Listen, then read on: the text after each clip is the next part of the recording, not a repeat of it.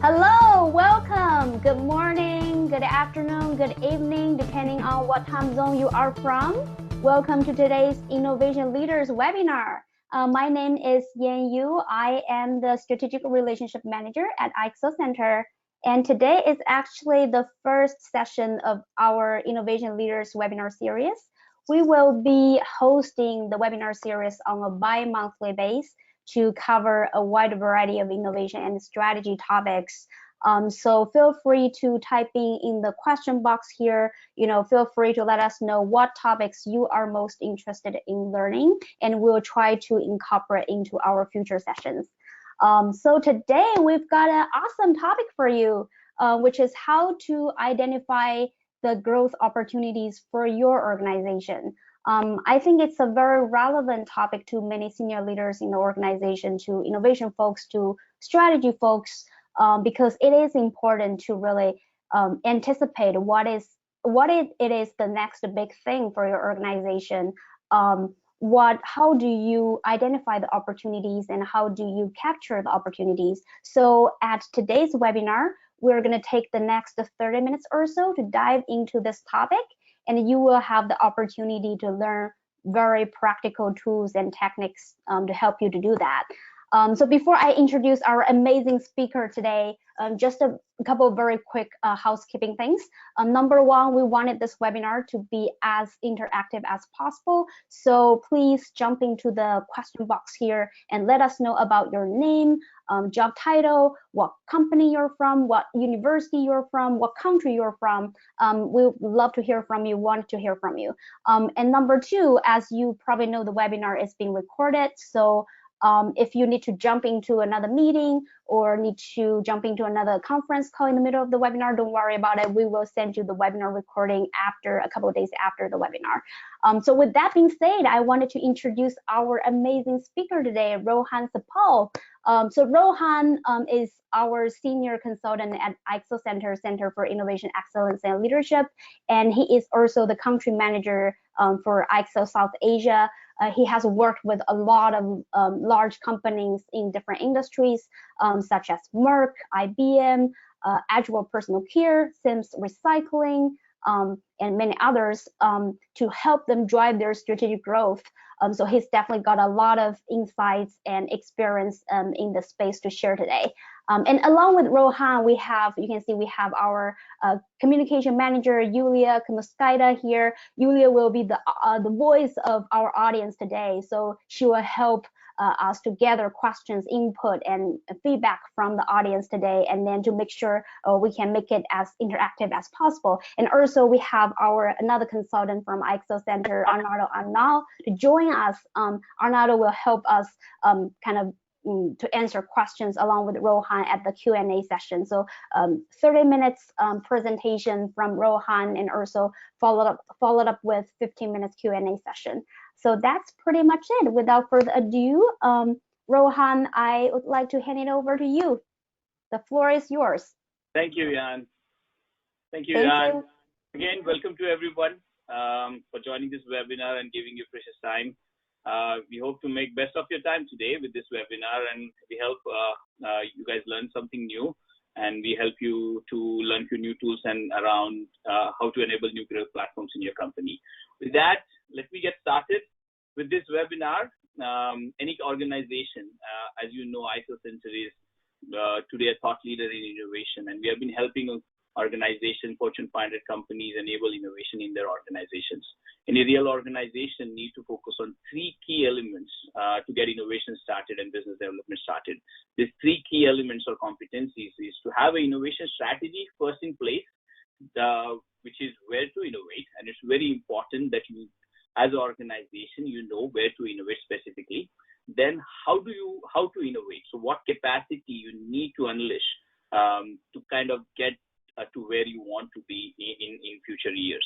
And the last one is innovation discipline. This is a key element which is around culture, mindset in organization, and also monitoring the progress along the way. This helps you to sustain innovation in your organization as you walk along this path.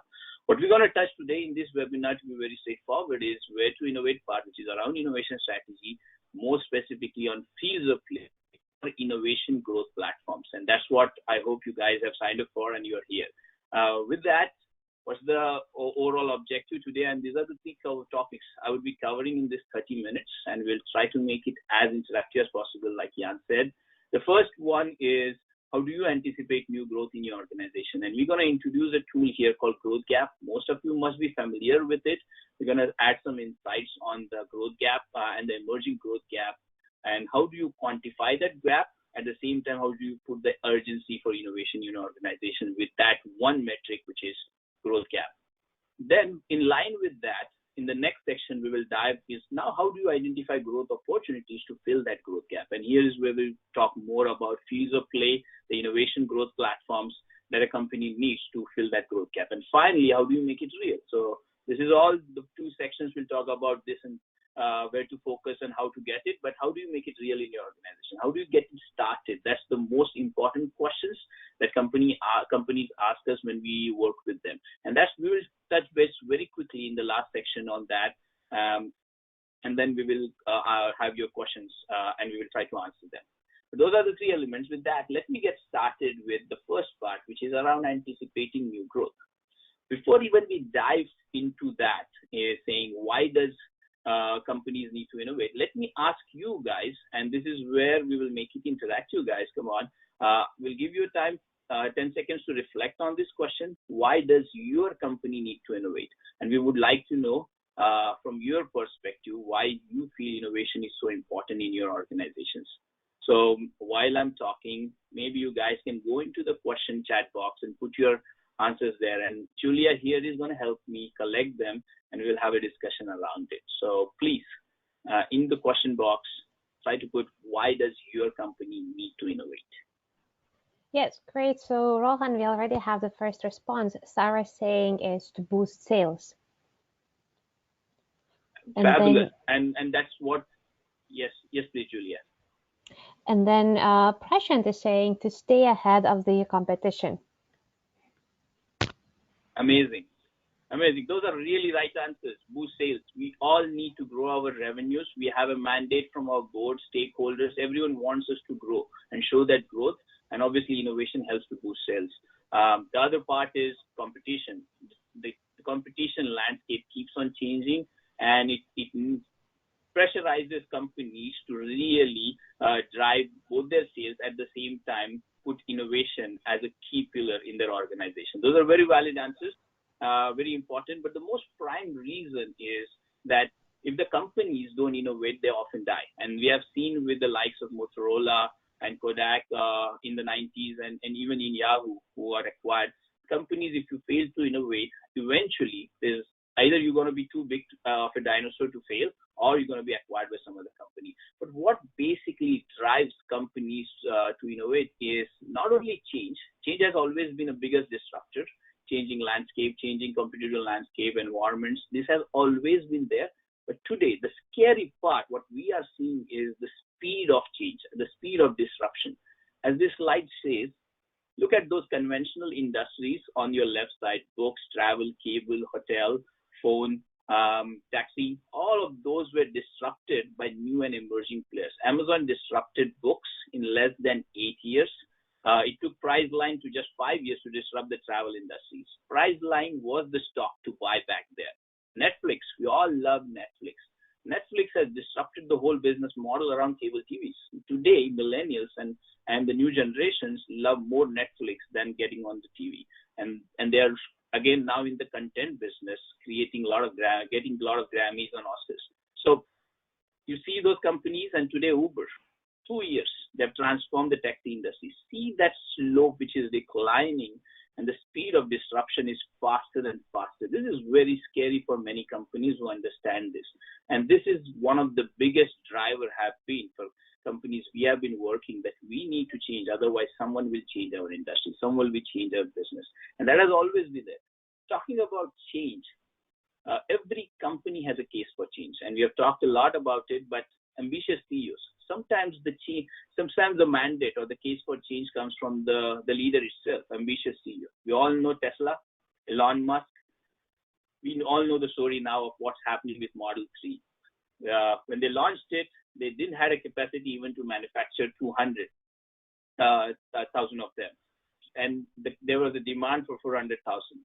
He quickly jumped saying, we're going to manufacture 600,000. Today, Tesla is in a position to even deliver 5,000 or manufacture 5,000 to 6,000 Model 3 cars. It's sometimes is the ambitious CEO like Elon Musk. Sometimes it's just the changing competition like you guys have said. Sometimes it's the more demanding customers. But every company has a case for change, and so does your company. And it's going to drive your leaders, your board members, your stakeholders' aspiration for future growth. And sometimes incremental innovation is not just enough to get there. Like you can see on the right side, A.J. Lafley is clearly saying incremental innovation will not help us to bridge that big growth gap of $4 to $6 billion. And he says the mandate outright that we need to change this, and that's what we're going to do. But what's basically happening, and this is where we want you to understand why growth gaps is so important. If any company today is saying that we don't have an emerging growth gap, I mean, they're lying to themselves, or they are not actually anticipating what's going to happen in future. Every company on the planet today has a growth gap, which is basically the difference between what is the expectation, either from the board, the stakeholders, or the leaders, and what's happening with the company in the current course of time. Sometimes the current course is flattening out in a few years because of so many things, or it's going to decline. And that puts a lot of pressure on management because the expectation, the difference between expectation and the current course is a huge growth gap. So you need to assess, first of all, how big is that growth gap for your company? And that's a very important metric or a tool that you guys should start with before even getting started with innovation. The other thing is how much time I need to invest to fill that growth gap. So how much time do I have before everything changes, before everything is going to be not going as per my way? And the last thing is how much I need to invest in this. This is a very key metric. Companies ask us, if we have $1 billion of growth gap, how much should we invest in? $100,000? Now that question is, it's a relevant question, but you guys need to justify. Is $100,000 enough to fill a growth gap of $1 billion? Ideal answer is should be at least 10% of what growth gap you're seeking. To fill that growth gap, you need to come with the investments and the portfolio of ideas where you need to make that kind of investment, at least 10%. And we have seen companies justifying that from our work. But here is a key question for you guys, and this is a key challenge also with many companies is, what seeds do you plant today to fill that growth gap in future? This is very important question. And how do you answer this question? Is what seeds do I plant today so that I fill that growth gap in the future? And this is a challenge because we can't foresee future and we can't predict it as well. And it has been a challenge. And the second part is you need to develop a lot of patience and persistence and investing in those seeds. It takes a lot of time for a big idea or a growth idea to actually bear the fruits. So it requires a lot of patience and persistence. And you need to know that this idea is going to have or fill that growth gap. So it's a very big challenge on investing in those seeds, first of all, in those growth ideas, and then be sure that it's going to bear the fruit to fill that growth gap. And it's a big challenge. And this is where most companies did not realize or they fail to realize is they spend a lot of their energy in focusing on a big idea. They just want a big idea and they think this is where something can help them bridge that gap. And they bite those silver bullets again and again thinking on that. But the challenge with this approach is either you're investing too much into this opportunity, and there is a risk in investing in too much in one single idea or a silver bullet, is that either if it is invested too early, it's not gonna deliver. It might be killed because of the culture and other things in the company. Or the other part is it will not drive the results over a course period of time. And you are always putting all your stakes into that big idea. And this is where we think the field of play makes a lot of sense. Field of play is basically includes a lot of product ideas, a lot of service ideas. It's not just one silver bullet. It's your business strategy. It's your next innovation strategy, next growth strategy. And the field of play justifies that. It helps to bridge that growth gap. And that's where fields of play are so important. This is your innovation growth platforms. Many a times when we work with organizations identifying these fields of play, they become, in a course of time, their new business units. Because over a period of time, you will develop enough capabilities, and also the field of play is broad enough to eventually not only close the growth gap, also drive future growth aspirations of the company. And that's why fields of play or innovation growth platforms are so important. But before even we dive into what are fields of play and how to get them, this is a key thing for you guys is you need to first analyze your growth gap. This is a template, very simple, but we're going to send it to you guys, and we need to sit with your management, your key leaders, to see what's the emerging growth gap in your organization. And the second one is how much investment I'm willing to take into this, what time I have. So quantify your innovation gap, your growth gap, and put a timing and urgency to it. And then also many organizations like to have a stretch target. So put that in place. This is very important, and this is how you get started even with innovation. And that's what the first part is, and we want to get that message out. So with that, Jan, yes, Rohan. Anything started? Do you have any questions? Absolutely. So yeah, I thank you so much for introducing the concept of closing growth gaps. I think that's critical, looks like, before building identify growth areas. But like when you were talking about closing emerging growth gaps for the future, I assume you meant, to create breakthrough innovations to close the emerging gaps. What if folks were saying, in my organization, we don't really want to be the pathfinder for the industry. We just wanted to focus on incremental improvements. Is this okay, or do you think is there a danger for that, in your opinion? No, it's always part of your strategy and your strategic focus. Some companies are okay to do incremental innovation. They don't want to be the pathfinders. They're okay to be fast followers, and they focus mostly on incremental innovation. It all depends on how big is your growth gap. If your growth gap is too big, it won't be filled by incremental innovation. So that's the first risk. And the other part, in most of the organizations, as they move into that Fortune 1000 and big companies and get that scale, they also need to project, or they need to look at other metrics. And one of them is obviously market capitalization, the way the company is perceived by its shareholders. And there is where sometimes incremental innovations are not okay or not enough to attract innovation premiums that a company to invest in.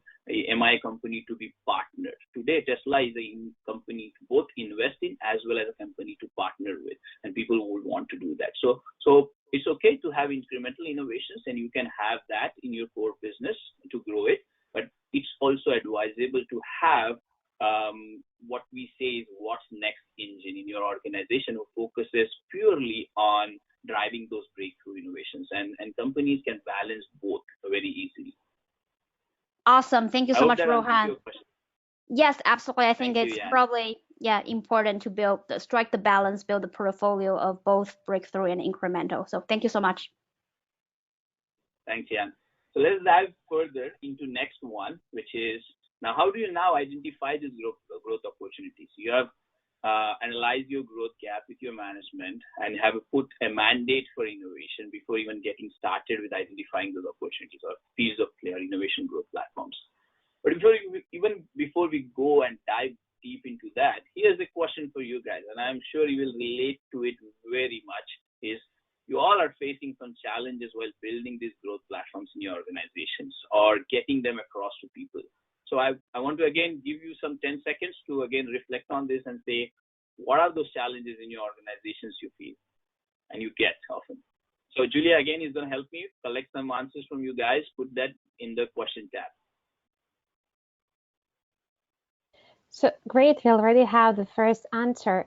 So the first one is answering Lee, and he says that our company leader makes all the decisions where and how to innovate. Absolutely. So sometimes it's too much like an ambitious CEO who is making all the decisions, and if sometimes they're too much stuck into their own strategy or their current strategy. Very precise. Right. Anything else?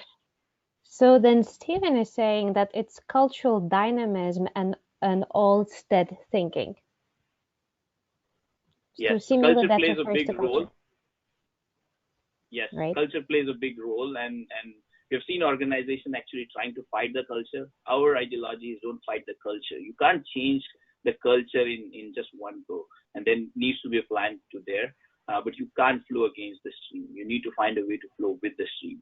But yes, culture mindsets also come across and as barriers to building those growth platforms and getting them across. Absolutely. But this is here. I mean, I think what boils down to is most companies are overly stuck either in their own strategy or they're stuck too much into their sandbox, their own processes, their own way of doing things, and they couldn't get themselves out. So imagine you are working in a company probably 10, 12 years, and you can see that picture justifies it. 11-year-old kid, 7-year-old kid, and there is a 1-year small kid who's always trying to jump out of the sandbox. And what does the company does with him? Every time he goes out, they put him in the sandbox. And sometimes over a period of time, even he stops going out of the sandbox. So this is the first problem, that companies are overly focused on their current strategy. And it's important. Present is very important. And there's no future without present, but so is otherwise. There wouldn't be any present if you don't focus on your future. So both are important. You need to balance that. And this is where fields of play are very important. They help you to kind of liberate your company or go beyond your sandbox. And here are a few options, but you just can't develop one field of play. You need to develop options of fields of play, and then need to map which one of them would I be able to activate. So here's a question for you guys: A, B, C, D. Which one of them would you invest in? And when we take this poll, most of the people in the room, almost 90% would say either C or B. And they will have reasons because there's an overlap. And that's right, because there is an overlap. That is, you can leverage some existing competencies or capabilities to activate them. So yes, B and C are the actionable fields of play. And then you need to find a growth platform, which is basically has a lot of idea fragments, a lot of potential business concepts, and it also overlaps with A. The beauty here is company can move and build a strategy to move from where they are today to where they want to be tomorrow, and B acts as a bridge. So it's like building a pathway to success. Let me give you an example. We're working with Frito-Lay long time back, and we asked the management, what is your company doing? And they said, we are a potato chip company. I said, okay, well said. And then we asked the employees, what are they manufacturing and what are they doing? They say, we are manufacturing potato chips. We asked the sales guys, what are you selling? He says, potato chips. And something was not right there, right? They're too stuck into selling potato chips. And now we went out of the organization and we tried to talk to other people. And then first thing we talked to the people who were the distributors and who were actually transferring those potato chips. And we saw carefully those guys, the truck drivers, were very safely moving those chips packets from here to there. And we asked them, why are you doing this? And they said, look, we need to do that because if the packets are squeezed, the potato chips, they get squashed and then no one wants to buy them. The crunch is lost. And they said something, crunch is lost inside the potato chips. Consumers don't buy. We asked the consumers, why do you eat potato chips? And they said, we love it. There's a fun. What's the fun? When we put the potato chip in the mouth and we hit it, there's a sound called crunch. It's fun. It's fun. We said, okay, crunch is important. And then we went inside and now talked to the R&D guys. And they said, where do you spend most of your resources and energy? And they said, we help to we develop the technology so that the potatoes are crisp. They maintain that crunch. And we also spend a lot of dollars on packaging it so that they are not lost. And now we went back to the management. We said, look, you guys are a potato chip company. That's what you said. But no, you are a crunch company. And that one insight just liberated the company. Now many ideas can now stick into that crunch. Eventually, they went on to make nachos, and they went on to make many other products, firecrackers and crackers, chips, and other things which can give that crunch. It was important, and that one insight just liberated the company. Now you can see even with your company, sometimes you're too much stuck in that sandbox. and you need to be liberated. But most importantly, you need insights that can help you build powerful fields of play. Now, crunch was the new field of play for Frito-Lay, and that liberated them. So it's a powerful story, and I'm sure you guys can relate to it. But now the question is, how do you know you have got the right field of play? And there are many, but these are the four most important that you need to focus on. And the first one is, obviously, the fields of play needs to fill your growth gap. It needs to be large enough to fill your growth gap. And that's the first and important requirement. You need to assess the opportunity, how big the opportunity is with that field of play. So second is, it needs to sustain over a period of time. So it should be based on mega trends. You need to support that field of play with trends. And you need to do that. Otherwise, it's very important that fields of play will be relevant tomorrow. You are investing today, they need to be relevant. Remember the seed example? Trends help you foresee that. Trends helps you to do that. The other one is it needs to have a potential pipeline of concepts that you can activate. And the final one, it should leverage your existing capabilities as well as build new capabilities for you. So that's, in a nutshell, how you get the fields of play right. So here are a few examples. You will understand better with them. The first one is with Pepsi. And we just love this example. It clearly shows how fields of play could be powerful. There was a case for change for Pepsi back then, and long time back when we worked with them, is obviously everyone started to know that one can of Pepsi one tin of Pepsi has almost 12 ounces of sugar, and that's too much for people. And they realized that people were getting healthy. Their diabetes and all these non-communicable diseases were starting to rise. And obviously government was putting tax on sugar. And all these trends suggested that they need to do something more healthier. And first idea was to invest in mineral water, but mineral water just as one silver bullet is not going to get there. And there's also a fear that if you take that silver bullet to the board may just throw it off because many reasons. So there are barriers, both from external as well as internal perspective. So we came up with a field of play we called Better For You. And here, we went to the board and we said, we're going to invest in healthier beverages for you now, which are healthier, which basically people are going to want them. And we just took a poll. How many of you would want to have a healthy drink, one healthy drink per day? And almost everyone in the room said yes. How many of your spouses would want that? And they said yes. We just multiply that one drink and we just we just charge $1 for it. It's a $350 million just in America as a potential market. And you imagine that 365 days a day, it's clearly a $90 billion opportunity just in healthier beverages. And everyone said, wow, this is fantastic. Why haven't we did this before? And then we said, you know what we're going to do? First, we're going to invest and get started with one thing which we can do tomorrow, which is Monday morning. And they come with the first product, which was Diet Pepsi. Put a green logo on it and put it out. And Coke saw it and said, okay, Pepsi is into some marketing and sustainability thing. Let them do that.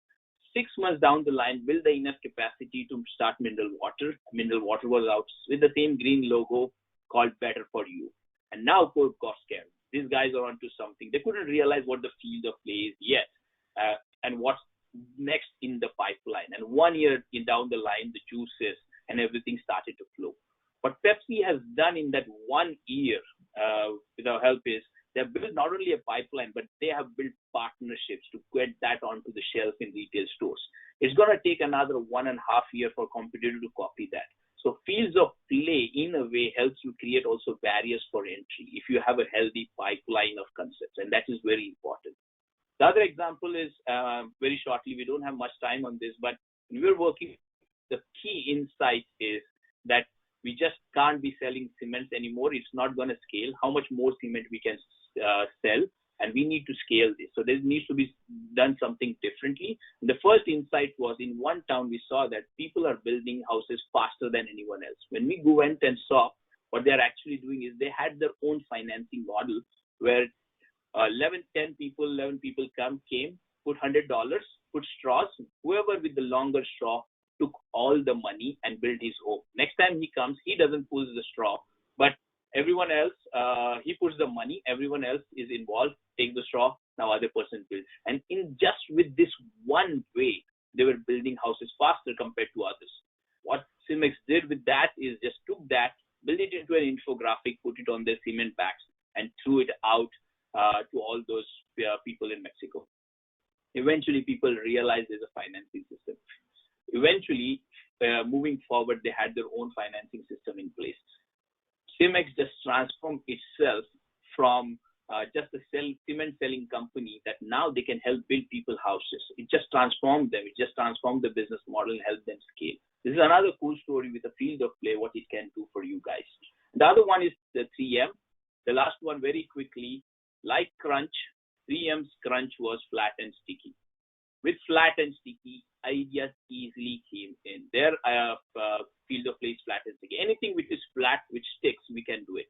Tapes, we can do it. Sandpaper, flat, we can throw sand and stick on it. We can do that, flat and sticky.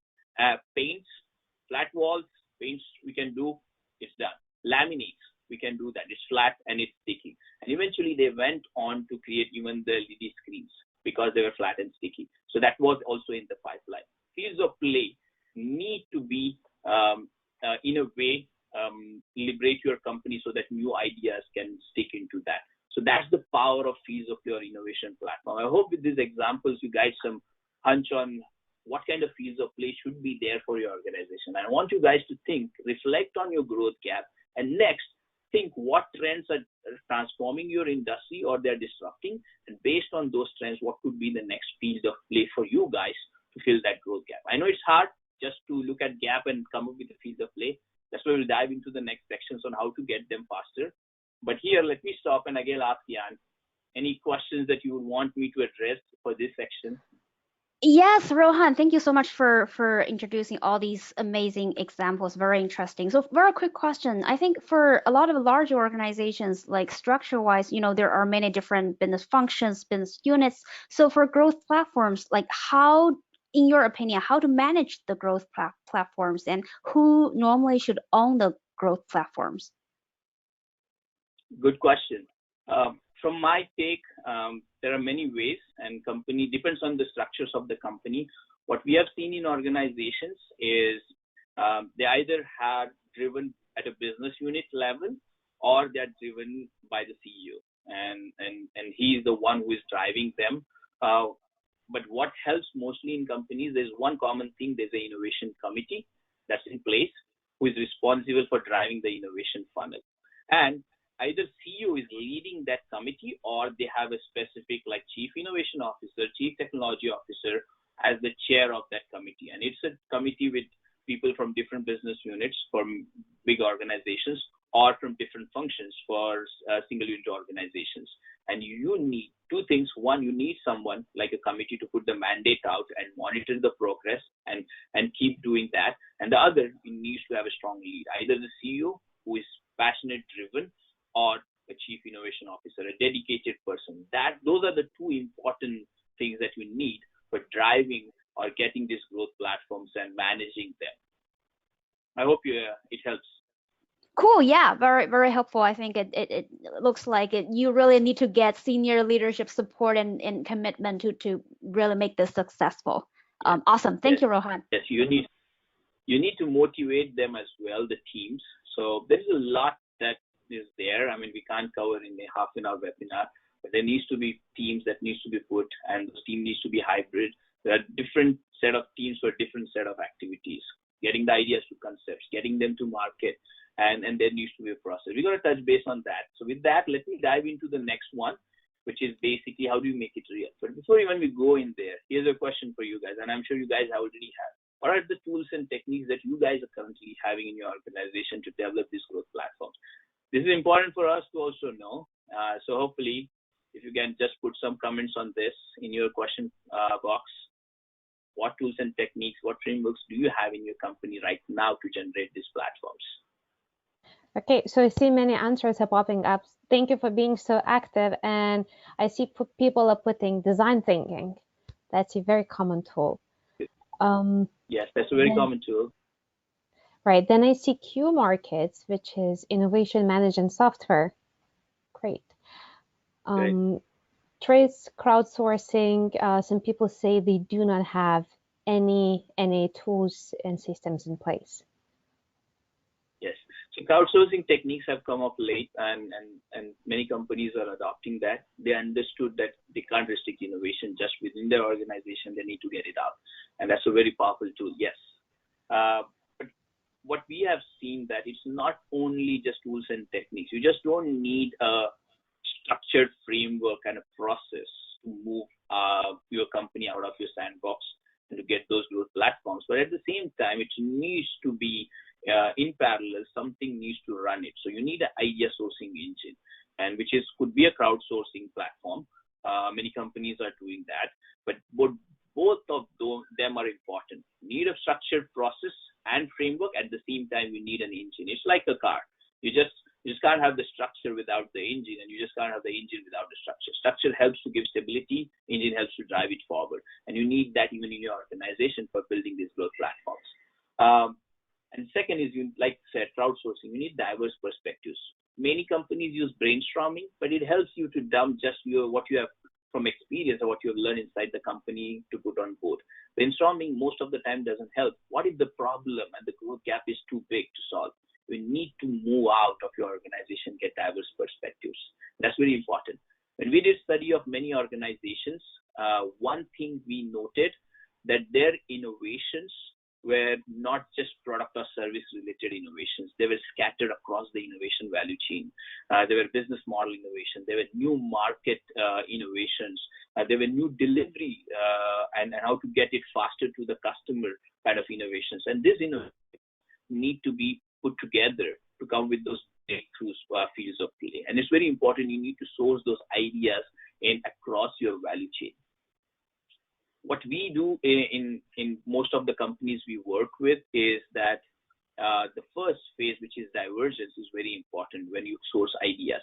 And you need to move out of your organization, get multiple perspectives. But it is also important to put those perspectives, those lot of dots that you collect in a structured way. And we designed a tool, which we have been using with all our clients called Business Opportunity Map. What it does is beautifully, it just puts a structured way and an approach to not only look for ideas, but organize them in a way so that now you can connect dots faster. It's not only collecting dots, but also connecting and reconnecting them faster to come up with those growth platforms. And here's your $1 million answer saying, how do I generate growth platforms? And this is how we have been doing that. You do a competitive landscape study, or you do an adjacency analysis, or you do a future scenario mapping. You need to get all those ideas, put it into a business opportunity map, and you need to also drive it as per business opportunity map. And we give a lot of inputs here. So this is a powerful tool. What it does is you can see there are 5 elements: market, delivery, offering, production, and business model. But once you have those ideas put together, now you can connect them to come with your growth platforms. One could be within your core. One could extend beyond your core, at the same time leverage your capabilities, which is an ideal field of play. And it could also be a pathway to kind of move into something which is completely outside your core. So business opportunity maps helps you to come with those fields of play very faster. But you need idea sourcing engine to first get those ideas into your business opportunity map and then connect them faster to come with those future platforms. A range of tools on how to source ideas from kind of studying the mega trends, building the future scenarios, to analyzing the and kind of building the competencies, or even crowdsourcing, like you guys have said. What we did here is all these tools need to be put into a program, into a process. So what we use in most of our organizations, and this is a powerful program that we have been running for a longer time, we call it Innovation Olympics, IXL Innovation Olympics. What we do is companies most of the time don't have the time or energy or resources to put into this idea sourcing because they are managing their core business, and they don't have also the budget to go out and hire a full-fledged consultant to do that for them, or they don't have time and budget to actually put a wing to do that idea sourcing. So what we did is we started this probably 8 years back. Any company who has a challenge around the growth or how to drive the next growth of their organization, we look at the specific challenge around growth, specificity. We get the specificity, the growth gap and everything, and we go and hire 5 graduate student teams from across the world globally.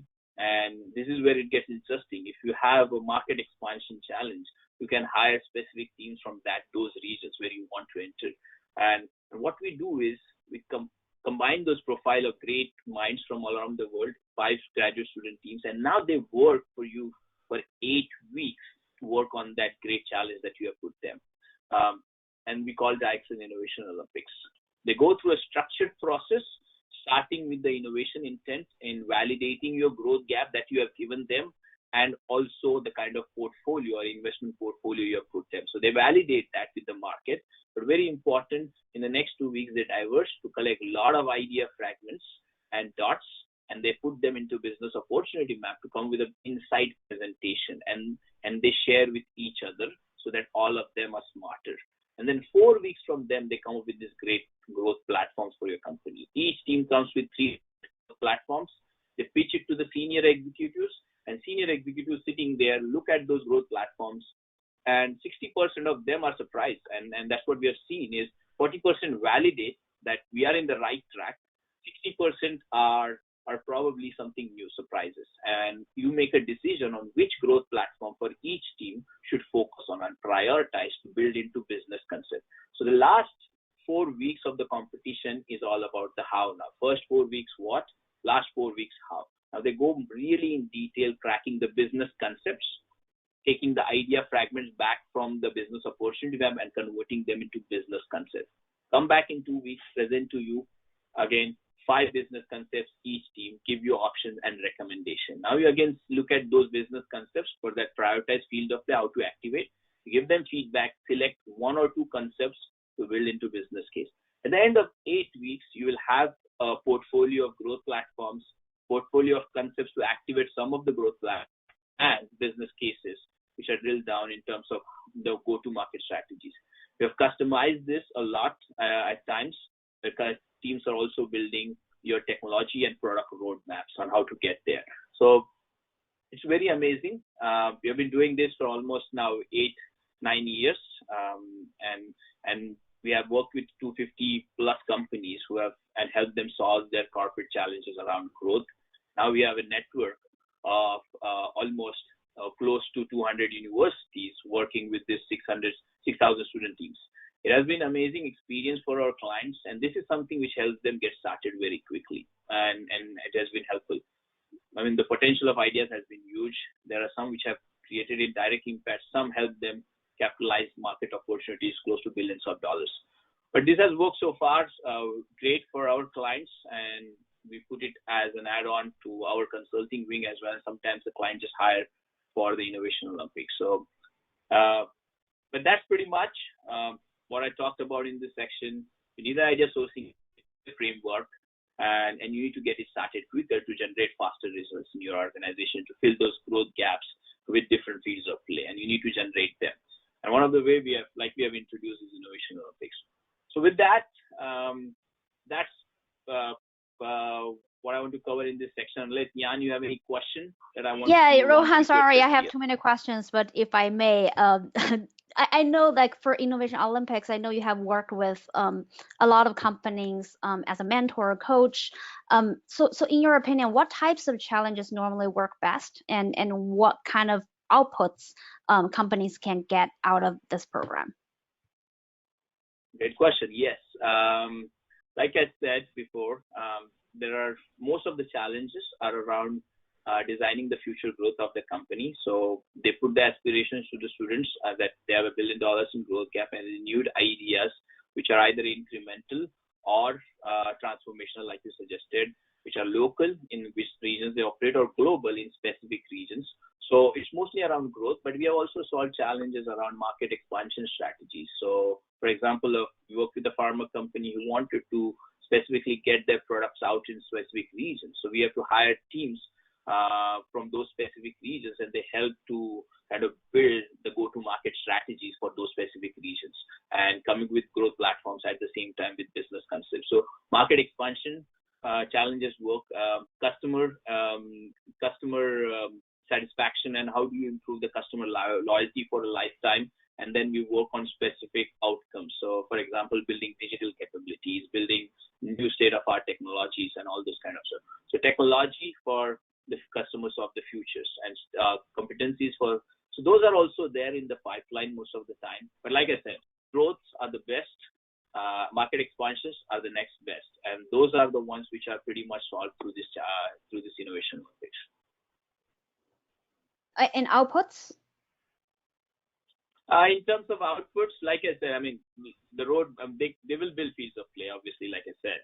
They'll come with road platforms, business concepts, but we can give also them specific outputs. Like most of our clients, when we're developing specific technologies and getting licensing for them, we also develop what would be the roadmap for the specific technology. So technology roadmaps, specific products and product roadmaps could be there. We also build prototypes. Those are not prototypes. It's hard to come up in 2 months with prototypes, but early prototypes and getting the feedback and validation from the market. So teams actually build the prototypes and did surveys with actual customers. Or in some cases, it was a surprise. We actually built strategic partnerships and got a letter of intent from a strategic partner saying, if you are interested in working in this, we are ready to work with you. And those were like really wow moments. But that could also be done in terms of output apart from what I've already addressed. Wow. Amazing, amazing. I really wish we could have more time to talk about it, but we're kind of a little bit running over time. But I guess I understand. Yes. I think I still see some questions here from the audience. So Yulia, Arnaldo, maybe you guys can summarize like 1 or 2 burning questions from the audience since we're a little bit running over the time. And for the rest, maybe we can cover kind of follow up with them afterwards. Sure. Yes. Julia, any questions from this audience, please? I mean, everyone, any questions yes, you'd like to address them out here? What we see here as a pretty repetitive question is about fields of play, and they are asking us how you actually implement, how do you put them in real life setting, those fields of play? Great question. And I was sure this question is going to come. It's very important that not only come up with the innovation strategy, which is fields of play, but implementation is always hard and it's important. Most companies don't do that well. Like I said, the first thing is you need to do is build. You need to, in that field of play, need to see a pipeline of concepts, and you need to further develop those concepts and take some of those concepts and validate with the market. What you do very specifically with some of them is instead of spending a lot of time on building actual prototype and testing with customers, we build brochures. Very powerful tool. Build the brochure for a business concept before even building the prototype. Go out and validate it with your customers. Are they willing to buy this if you build this? And that's a powerful validation. If 5 of your customers say, if you build it, I'm going to ready to buy it. That's a validation. The second one is with your partners. You need capabilities. So you take that brochure and talk to partners. I need these capabilities. Can you help me build this together? That's again powerful tool to say that if you guys can help us, we can build this, and then this is possible. So that's another reason. The third is obviously your management. You take that brochure, talk to your management. This is something which is a powerful concept in this field of play. And we have many, but we want to test this, and can we take this to market? And then you will pitch that to your management to take their feedback, and you iterate. 2 things happens when you're using the brochure with different people is it helps you validate, but at the same time, your concept is improvised and it's going through an iteration. Innovation journey is not easy, guys. It's not a straight line, it's a squiggly line. And that's why iteration is important and partnerships are important. So that's the first part. You need to quickly get a pipeline of concepts and validate into the market. And the second one is obviously partnerships. You need to build a network. And you need to leverage that network and partners to get it faster. Every company needs to think when they have their field of play and pipeline of concepts, how can I do it 10 times cheaper? How can I do it, take it 10 times faster to the market? And how can I make it 10 times bigger and bolder? And most of the time what happens is, like you have seen, the ideas, they start to lose the momentum and the impact starts to reduce. You can't risk that. And that's why you need to iterate that continuously. But those are some of the things. I'm sure I can talk a lot about implementation, putting them in place, and structure is also important along with monitoring. But those are the 2 important elements, and obviously there are a lot of tools and frameworks that we use with our clients.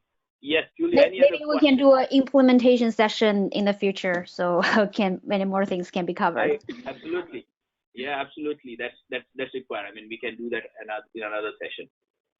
Yes, actually, Arnaldo Arnal, who is another senior consultant at the Excel Center, he is planning on delivering another webinar just around this topic. Amazing. Excellent. Very excited to go at it. So we are actually running like 5 minutes behind the schedule. So I guess like I know there are some more questions. Maybe we'll follow up with folks who attended the webinar today and who registered and didn't able to attend today. So but thank you so much, guys, for joining us today, for staying with us for this kind of 45 minutes, 1 hour webinar. And as we said, we will send you the webinar recording afterwards, and we hope to see you in our next webinar. So happy holiday, happy Christmas, happy New Year. Thank you so much. Happy New Year, guys. And before even if you go off, we are happy to help you guys. You can set up a quick call with us for those who want to address more questions and have more questions addressed and need answers to them. Have a call with us. I mean, we'll like to see where your innovation status is, what's your growth gap, and help you assess those innovation challenges and help you get started. That's what we love to do. That's what our job is.